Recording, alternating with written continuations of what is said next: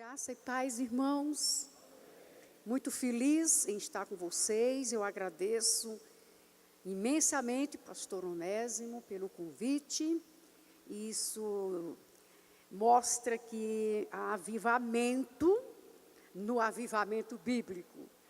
Porque, como ele mesmo disse, sem missões não há avivamento.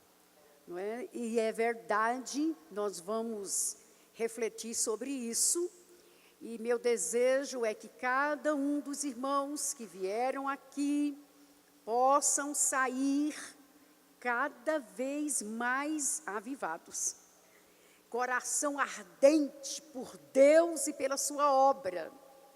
Meu desejo é que sejamos renovados pelo Espírito Santo, porque a renovação do Espírito é que nos conduz ao cumprimento da missão.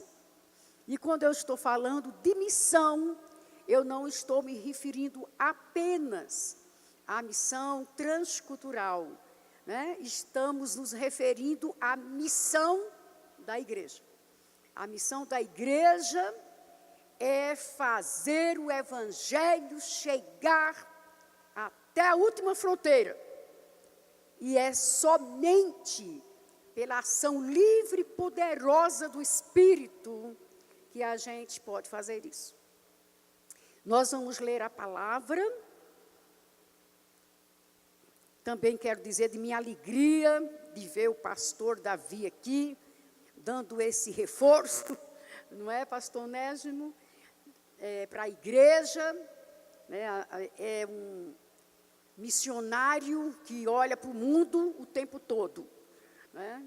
E também a Elza, que é nossa amiga.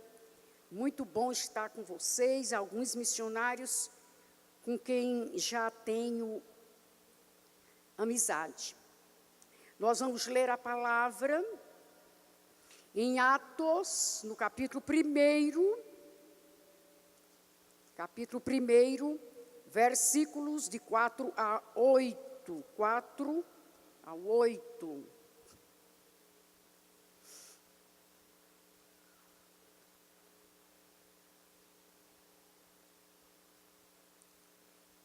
E comendo com eles, deu-lhes esta ordem: não se afastem de Jerusalém, mas esperem a promessa do Pai, a qual vocês ouviram de mim.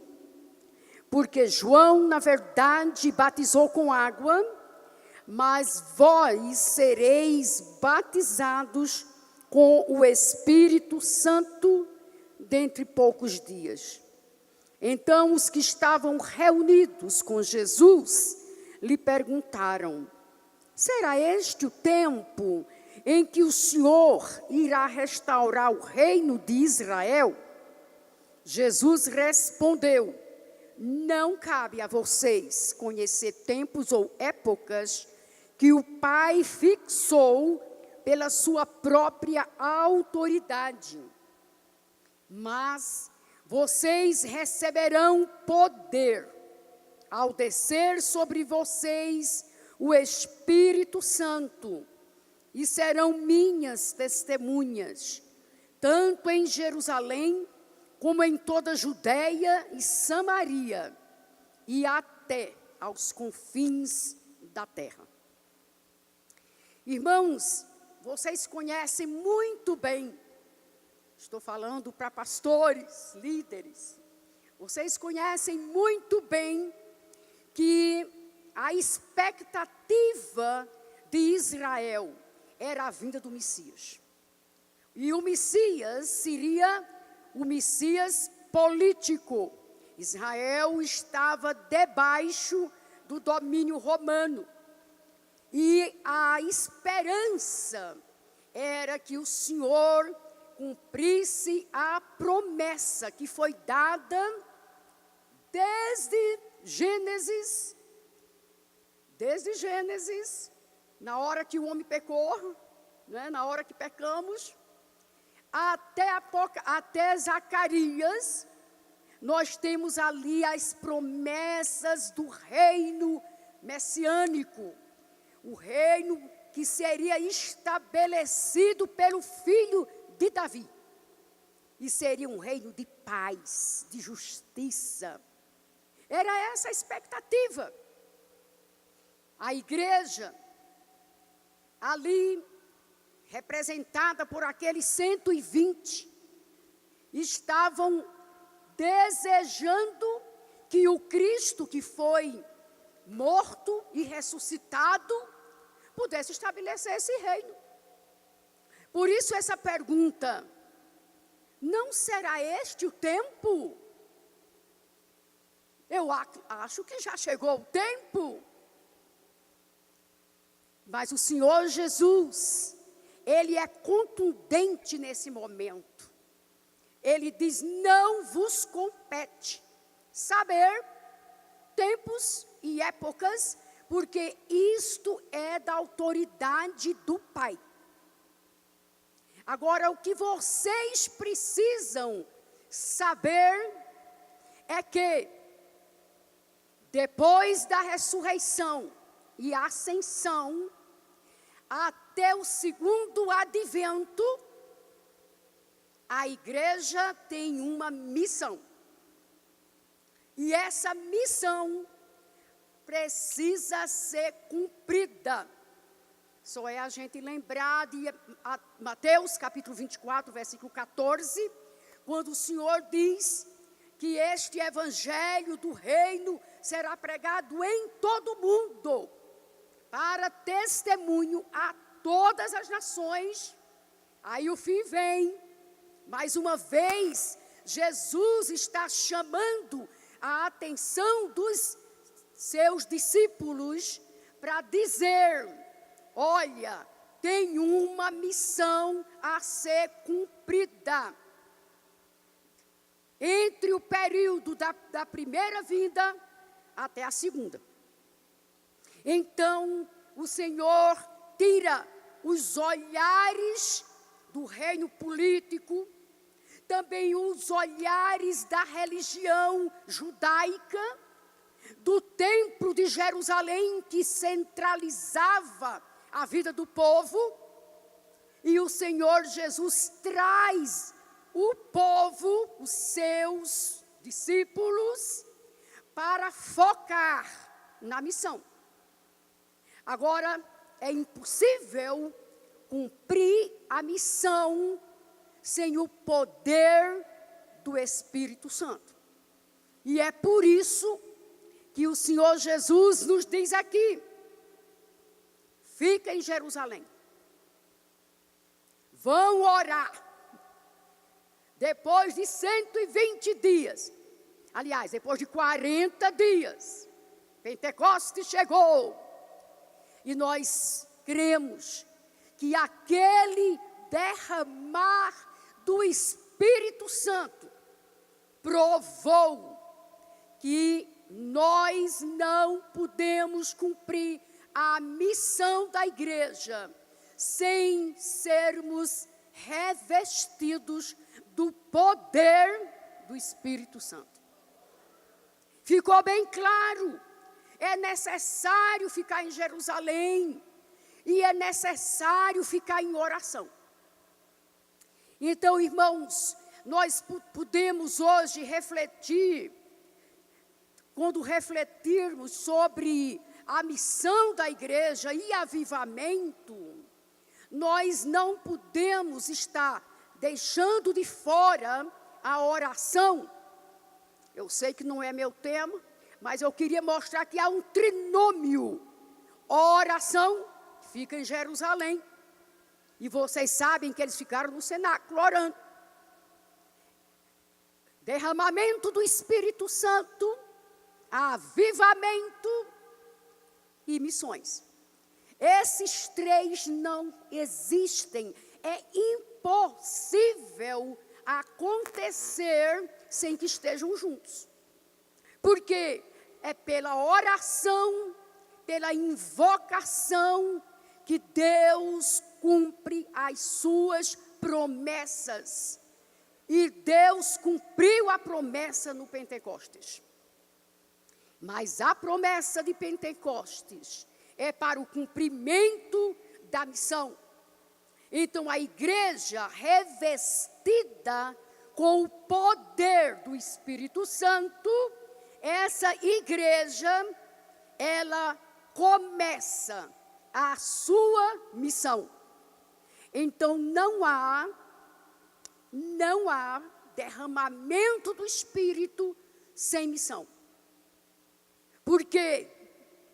Porque Deus deu à igreja a missão de fazer o evangelho conhecido durante este período que alguns chamam de dispensação da graça, não é? Quando o evangelho chega a todos os povos da terra.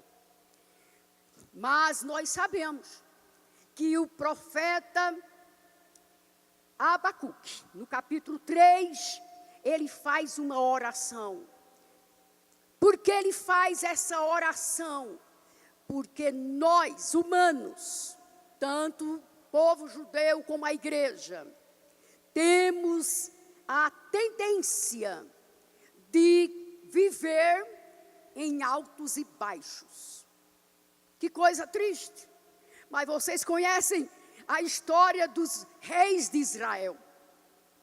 Vinha um rei e o povo se desviava e o povo esquecia-se da lei do Senhor.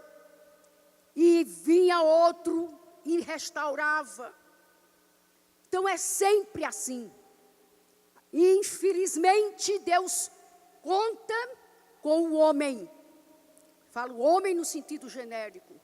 Deus chama a igreja para cumprir a missão, sabendo da nossa humanidade falha, vulnerável e inconstante. Ele sabe que é assim a nossa natureza caída. Por isso, em toda a história de Israel e na história da igreja, nós vamos perceber isso. Altos e baixos. Mas quando a igreja da Inglaterra se institucionalizou, se enclausurou, se ensimesmou, o que é que Deus fez? Levanta John Wesley.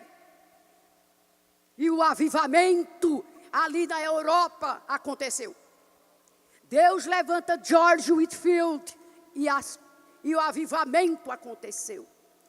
Deus levanta Jonathan Edwards. Meus irmãos, o Senhor nunca deixou o seu povo no marasmo. Nunca deixou o seu povo acomodado com a liturgia. Acomodado com a institucionalização da igreja. Sempre que isso acontece, o Senhor promove um avivamento. Glória a Deus por isso. E o Espírito Santo soprou na Inglaterra. Gente, tem muitos avivamentos na história da igreja, mas eu estou trazendo aqui a história de Wesley. Não é? Porque vocês saíram de uma igreja fundada por Wesley e foi fundada no poder do Espírito Santo, com sinais e prodígios. Uma igreja contagiante. Uma igreja que não podia ficar dentro das quatro paredes. Por isso que Wesley, até os seus 80 anos, cavalgava pregando e foi um dos maiores pregadores do século XVIII. Glória a Deus, porque o Espírito Santo é quem faz a obra na igreja. E a obra de Deus na igreja não se configura apenas na educação. Trabalho com educação teológica. É sumamente necessária. E vejo que vocês estão com vários programas. Sumamente necessária. Mas não podemos restringir a atuação da igreja à educação. Também não podemos restringir a atuação da igreja ao louvor, à adoração, à ação social. Não podemos. Por que não podemos? Porque o Espírito Santo que desceu sobre a igreja é um espírito missionário. Porque é o espírito missionário. Porque Jesus disse: vocês vão receber o poder do Espírito Santo para poder cumprir a missão até minha volta. Então, irmãos, quando estamos adorando, quando estamos com qualquer outra atividade eclesiástica, mesmo sendo aquelas mais rotineiras possíveis, dentro da formação estatutária, nós não podemos esquecer que tudo que é feito na igreja tem um fim último. E o fim último é alcançar o mundo perdido com o Evangelho de Jesus. Podemos fazer muitas coisas. E às vezes, por isso que às vezes nós voltamos àquela letargia espiritual. Porque muitas vezes tiramos o nosso olhar do objetivo final e olhamos para a igreja como apenas uma comunidade local. Então, amados, é necessário o poder do Espírito Santo. Para quê? Para que a missão aconteça. Nós já temos o poder do Espírito Santo, glória a Deus por isso. Já experimentamos o avivamento, glória a Deus por isso. Mas na nossa caminhada, nós não podemos tirar os olhos do objetivo final da igreja, que é a obra missionária. Quando falo de missões, estou dizendo mais uma vez, não me refiro apenas às missões transculturais. Temos missões nacionais, temos as missões da missão integral da igreja. Há muitas formas de fazer a missão, e vocês já sabem muito bem disso. Mas o que nós queremos dizer é que a missão da igreja é fazer o reino de Deus se expandir até aos confins da terra. Seja qual for a sua parte na missão, o nosso olhar não pode ser outro. É o que a palavra de Deus nos diz. Abacuque então faz uma oração. Aviva, Senhor, a tua obra. Aviva, Senhor, como nos tempos antigos. Senhor, na tua ira, lembra-te da misericórdia. Vem nos avivar. Porque precisamos sempre do avivamento. Porque não podemos servir a Deus com um coração frio, com um coração dentro da sistematização da doutrina, sem relevar a doutrina pelo poder e pela sabedoria do Espírito Santo. Aviva, Senhor, a tua obra. Nós precisamos clamar por um avivamento maior do que aquele que a igreja, avivamento bíblico, já recebeu. Maior do Valina, maior. Se a gente olha a história, a gente vai ver quantos milhares e milhares de pessoas foram se dobrando diante do poder do Espírito Santo, no avivamento de Finney, de Moody. Gente, as pessoas se dobravam diante do poder de Deus na pregação do Evangelho. E muitas vezes nem precisava pregação. Por quê?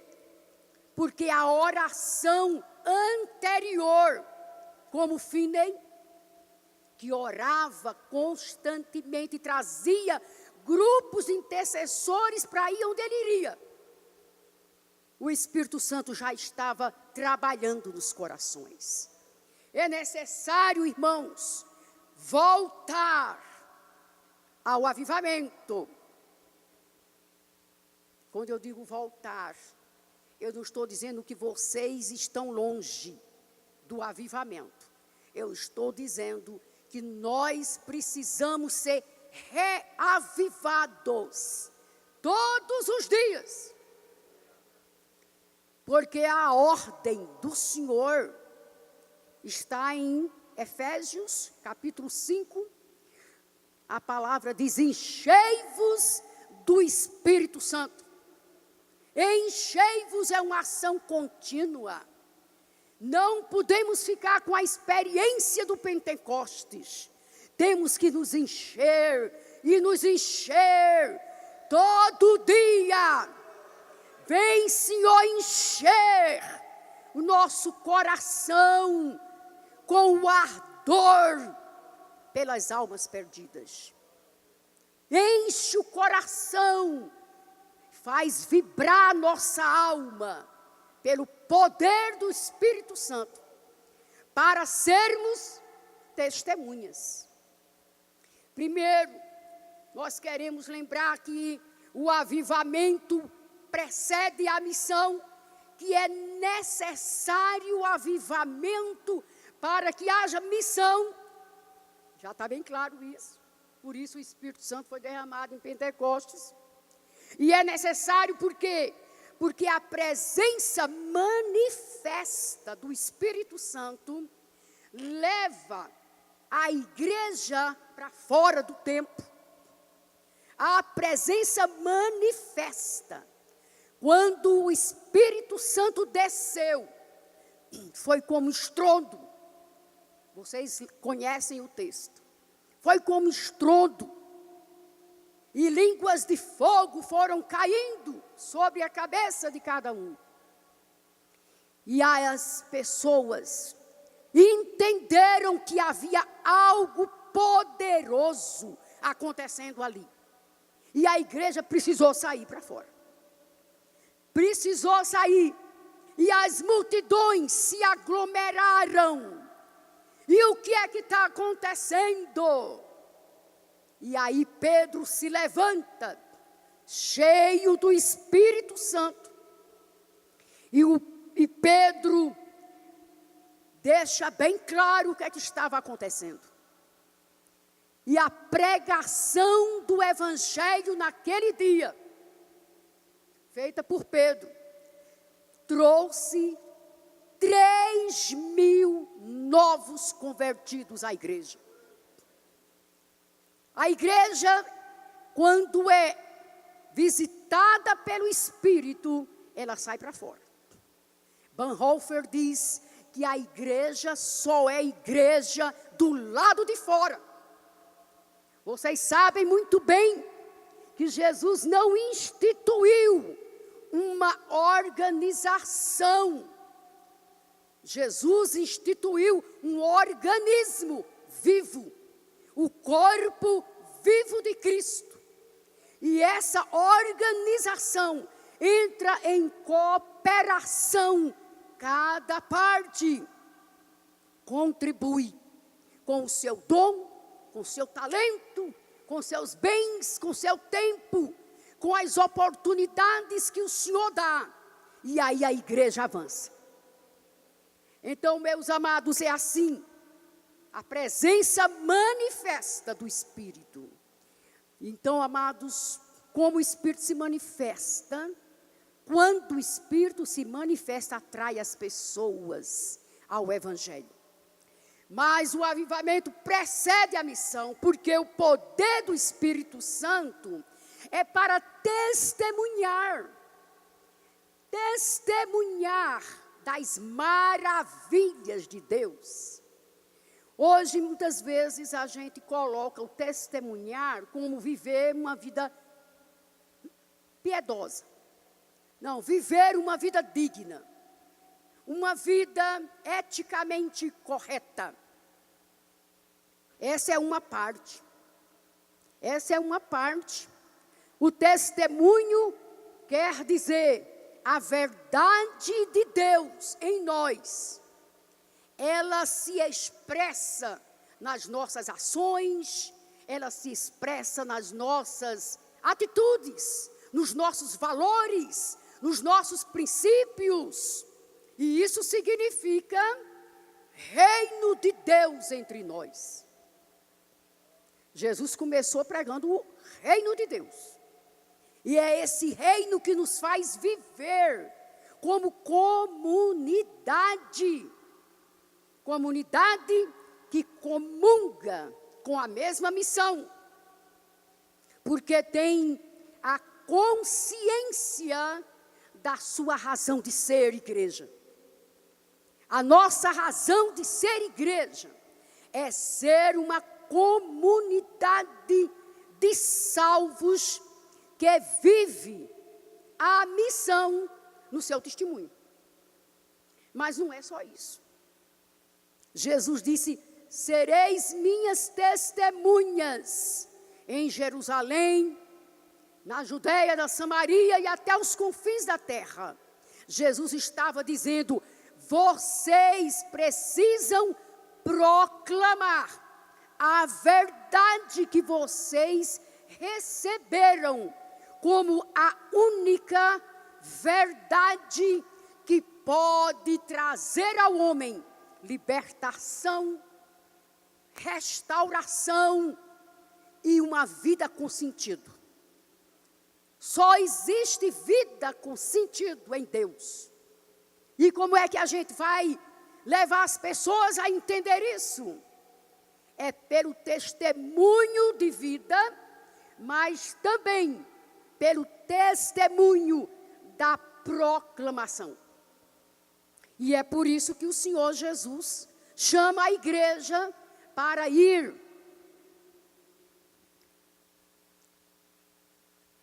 Nós conhecemos muito bem o texto de Mateus 28.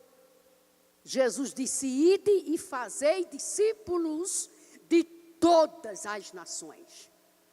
Então, amados, o testemunho, ele segue com a anunciação da verdade e com a ação de fazer discípulos.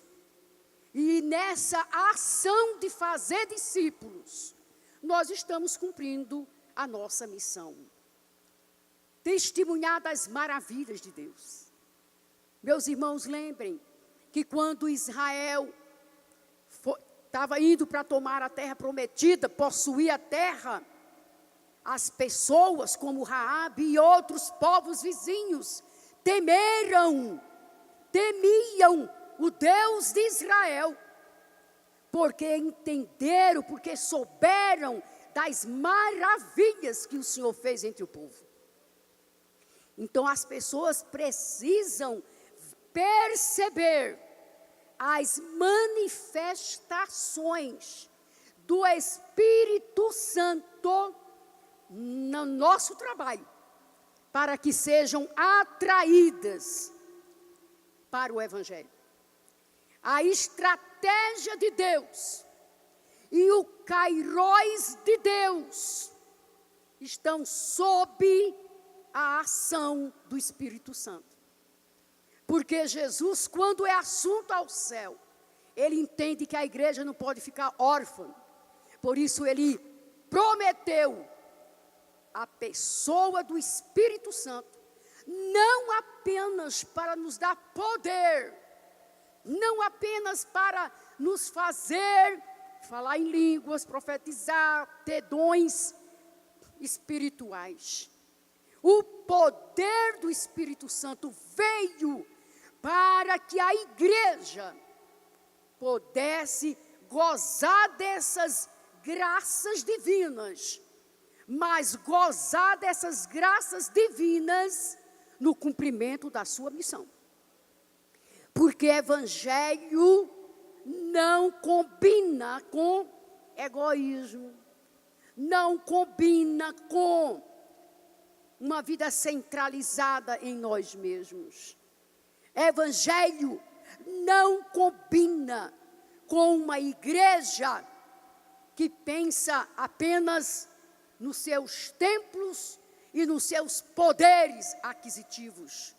A igreja de Jesus é uma igreja que foi chamada para caminhar nesse mundo, fazendo discípulos de todas as nações. Meus irmãos, o cenário do Pentecostes foi uma estratégia divina para que o evangelho pudesse sair de Jerusalém e alcançar as nações. Por que estratégia de Deus? Porque no dia de Pentecostes estavam ali 14 nações representadas. Povos vindo de Roma, da Etiópia. A gente sabe que a igreja de Roma não foi Paulo que fundou. E ninguém sabe quem fundou. Mas se sabe que alguém esteve em Pentecostes e levou o evangelho para Roma. Nós sabemos que a África recebeu o evangelho. Por quê? Porque o etíope veio adorar. E quando veio adorar, o Espírito Santo usa Filipe. E Filipe mostra as manifestações do Espírito. Eu estou firmada nesse pontinho, porque eu quero que o Espírito de Deus possa comunicar ao nosso espírito que o avivamento são manifestações do Espírito de Deus. Não apenas dentro da igreja, mas fora da igreja. Aí o Senhor chama Filipe, de uma maneira milagrosa. Chega até o deserto. Deserto, tem alguém que vai aqui pregar no deserto? Mas Filipe obedeceu o impulso do Espírito Santo e foi. E o etíope é alcançado com o evangelho de Jesus. E nós sabemos como isso aconteceu. Então, irmãos, Deus é um Deus estratégico. Ele não colocou a igreja do avivamento dentro do Brasil, lá na África, lá em Portugal, lá na Índia, apenas para dizer, estamos fazendo missões. O Espírito de Deus espalha a igreja para que as manifestações da graça de Deus alcance aqueles que ainda não conhecem o Evangelho de Jesus. Então Deus é um Deus estratégico. Houve aqui um impacto transcultural de uma só vez. Naquela pregação, 3.000 são batizados, mas eles não ficaram em Jerusalém. Por que não ficaram em Jerusalém? Porque eles vieram de suas cidades, das suas regiões. Mas a igreja ainda pensou que podia ficar só em Jerusalém. E vocês sabem disso. Mas quando vem a perseguição, capítulo 8 de Atos, nós encontramos o Senhor espalhando a igreja. A igreja chega em Antioquia. E quando eles percebem o mover de Deus em Antioquia, a igreja de Jerusalém entende que precisa descentralizar-se e olhar o mundo. Aí o que acontece? O Espírito Santo de Deus, que tem um caráter missionário, chama Paulo e chama Barnabé. Atos capítulo 13. Separai-me, Paulo e Barnabé, para a obra que vos tenho chamado. A igreja ouviu a voz do Espírito Santo. Mais uma vez, o trinômio. A igreja estava orando, a igreja estava cheia do Espírito Santo, e a igreja envia Barnabé e Paulo, e toda a Ásia Menor, recebe o Evangelho de Jesus. Por quê? Porque o Espírito Santo não poderia permitir que a igreja de Jerusalém ficasse somente em Jerusalém. Porque o Espírito Santo é um espírito missionário. Também não podia permitir que a igreja missionária fosse apenas a igreja da Antioquia. Aí o Espírito Santo vai levantando os missionários, e os missionários vão chegando até o Ilírico. Paulo diz isso, né, em Romanos, no capítulo 15, 18 a 21. Eu acho tremenda essa expressão de Paulo. Sabe por quê, irmãos? Porque Paulo está dizendo: não há missão sem a ação poderosa e livre do Espírito Santo. Aí, em Romanos capítulo 15, o verso 18, Paulo diz: porque não ousarei falar sobre coisa alguma, a não ser sobre aquelas que Cristo fez por nosso intermédio, para conduzir os gentios à obediência por palavras e por obras, por força de sinais e prodígios, e pelo poder do Espírito Santo. Desde Jerusalém até a Europa, o Evangelho chegou. Glória a Deus por isso. Não há manifestação do Espírito Santo na igreja que não conduza a obra missionária. Porque essa é a vontade de Deus e essa é a razão de ser igreja. Será que a gente entende que é a razão de ser igreja? Amados, nós vamos pensar aqui bem rapidinho em alguns pontinhos que mostram as características do avivamento. Primeiro, sermos movidos pela paixão que moveu Jesus. Nós não podemos fazer a obra do Senhor sem paixão. Paixão é algo mais do que vontade. É mais do que impulso. Paixão é o mover do Espírito Santo dentro de nós, dando-nos a incumbência da pregação do Evangelho. Paulo diz: ai de mim, se eu não pregar o Evangelho. É preciso paixão. Acho interessante uma palavra de Spurgeon, quando um jovem seminarista estava dizendo que já tinha pregado tantas vezes, mas ele não via nenhum resultado. Spurgeon disse: queime arda com a chama do Espírito Santo e as pessoas vão ver a manifestação de Deus na sua vida. Arda com o fogo do Espírito Santo. Quando o apóstolo São Paulo fala para Timóteo, ele diz: Timóteo, reaviva o dom que há em ti. Ele está dizendo que a palavra ali no original é: põe fogo no teu dom. Põe fogo no teu dom. Ou a gente põe fogo no dom, ou a obra de Deus não vai adiante.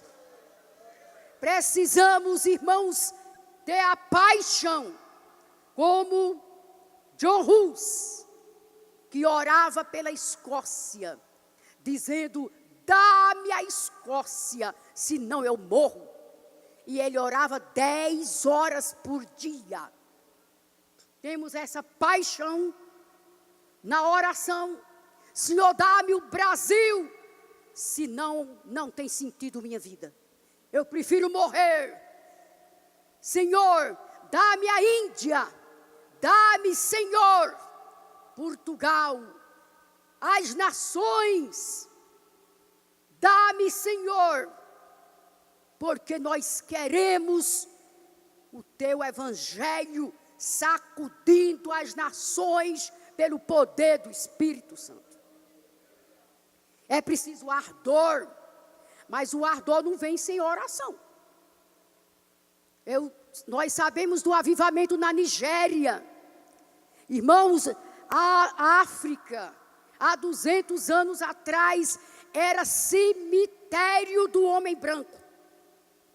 Hoje, está para ser o maior continente de evangélicos.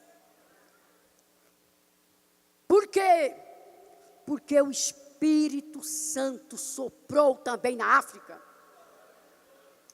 Graças a Deus, pela missionária Adelaide ali em Moçambique, a Ritinha.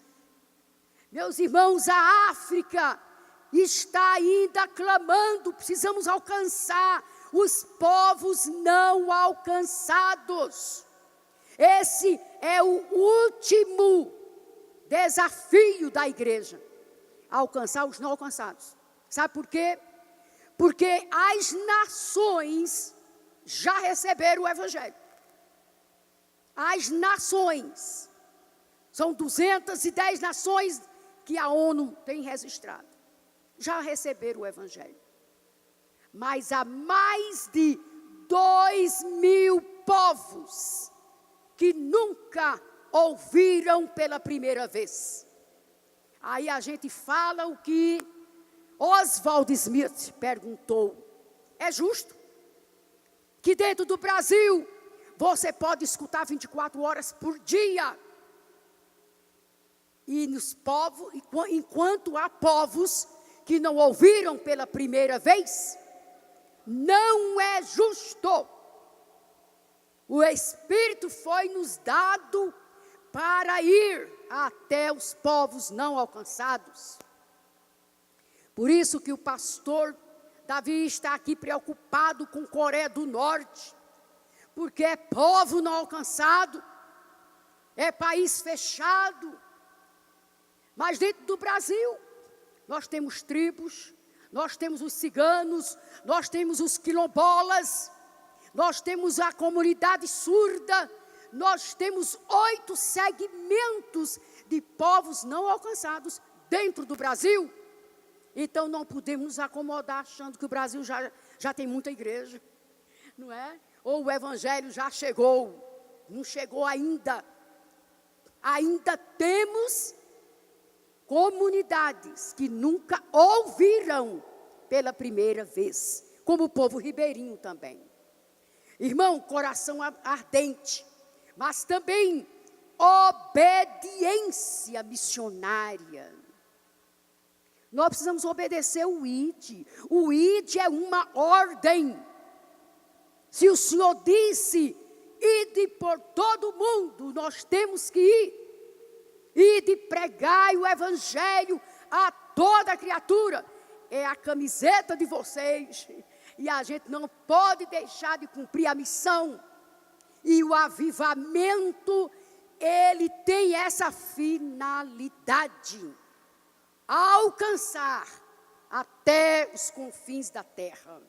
A obediência missionária, o despertamento para a oração. Como nós já falamos, oração e missão têm que caminhar juntos.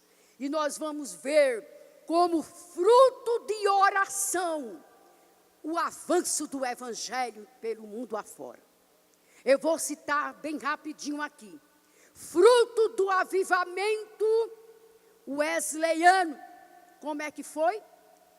Wesley chamava as pessoas, os estudantes em Oxford, para quê? Para orar e ler a Bíblia. O movimento moraviano.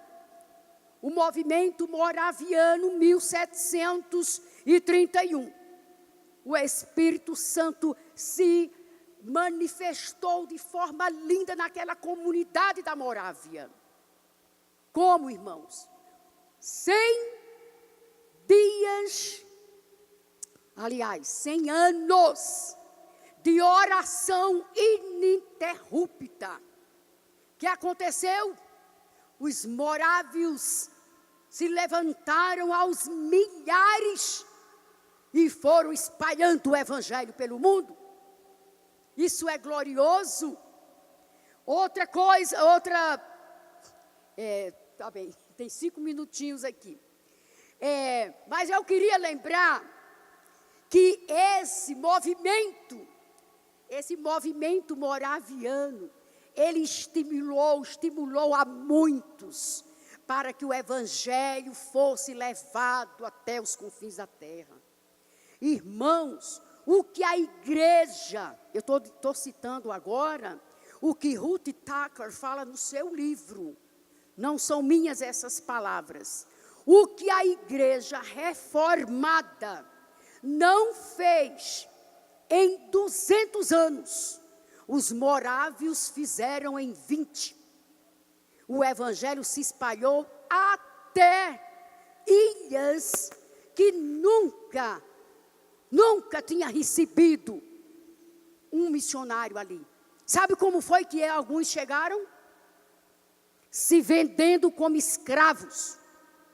Eu vou como escravo para morar entre eles e ter oportunidade de pregar. Isso é o poder do Espírito Santo. Glória a Deus. O movimento estudantil, as universidades da Inglaterra, dos Estados Unidos, começaram a receber o mover do Espírito. Por quê? Porque o povo começou, os jovens começaram a orar. Irmãos, 20.500 jovens estudantes saíram para a África, para a Ásia, para todas as partes do mundo e chegaram até aqui. O movimento estudantil voluntário. Qual era o tema deles? O tema deles era o evangelho, cumprir a comissão na nossa geração. Cumprir a comissão, a grande comissão, na nossa geração. Não podemos deixar para depois. Tem que ser urgente. Tem que ser agora.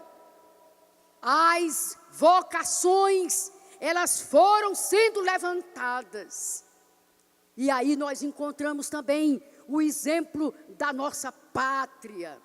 Glória a Deus, porque a igreja do avivamento bíblico surgiu. E com ela também surgiu o movimento de renovação espiritual no Brasil. Com o pastor Ernesto Tonini, com o pastor Rosivaldo e tantos outros. E meus irmãos, quando o Espírito começou a agir na igreja brasileira, o Espírito levantou e despertou a igreja para a obra missionária.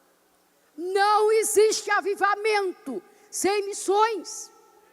Levantou.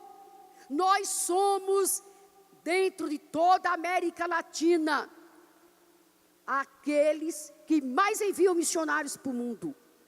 Nós somos aqueles que têm mais agências enviadoras, mais centros de treinamento missionário. Em 1989, quando o Comiban foi realizado no Brasil, George Bush disse assim: o Brasil deixa de ser um receptor de missões, de missionários, deixa de ser um campo missionário para ser um celeiro de missões para o mundo. Gente, Deus tem levantado vocações, Deus tem levantado a igreja brasileira, e nós não podemos parar de cumprir a nossa missão. Mas eu queria concluir lembrando assim: o avivamento é o avivamento bíblico.